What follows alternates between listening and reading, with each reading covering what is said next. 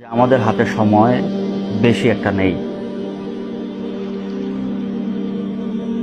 আপনারা জানেন অলরেডি আমেরিকার প্রেসিডেন্ট পারমাণবিক যুদ্ধের সম্ভাবনাকে উনি কনফার্ম করেছেন 2-1 দিনের ভিতরে, এবং উনিও বলতেছেন যে পারমাণবিক যুদ্ধ বেঁধে যাবে। এই যে পারমাণবিক অস্ত্রগুলো যে বানানো হয়েছে, বা এই যে পারমাণবিক অস্ত্রগুলি আসলে মূলত বানানো হয়েছে কেন? আল্লাহ রাসূল সাল্লাল্লাহু আলাইহি সাল্লাম বলেন, মালহামা বা তৃতীয় বিশ্বযুদ্ধ এমন একটি যুদ্ধ যে যুদ্ধে 199 জন লোক মারা যাবে।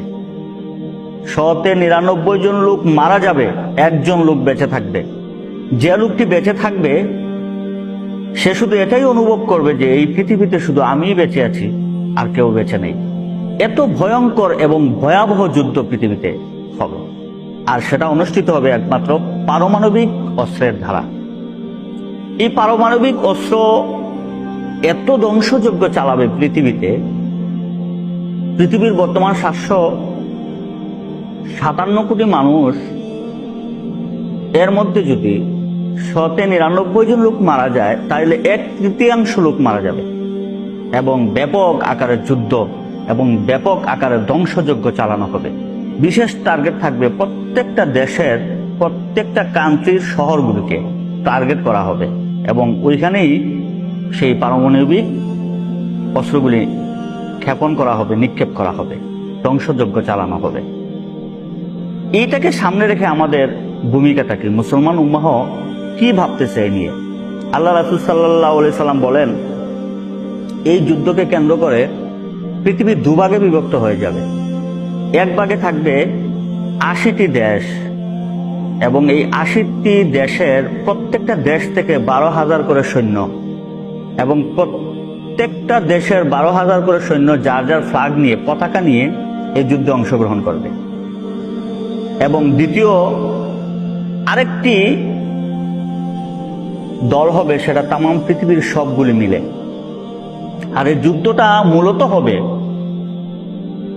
ফুরাত নদীর নিচ থেকে যে স্বর্ণের পাহাড় উঠবে, এটাকে কেন্দ্র করে।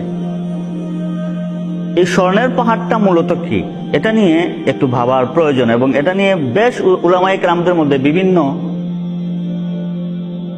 মত প্রকাশ করতে দেখা যাচ্ছে।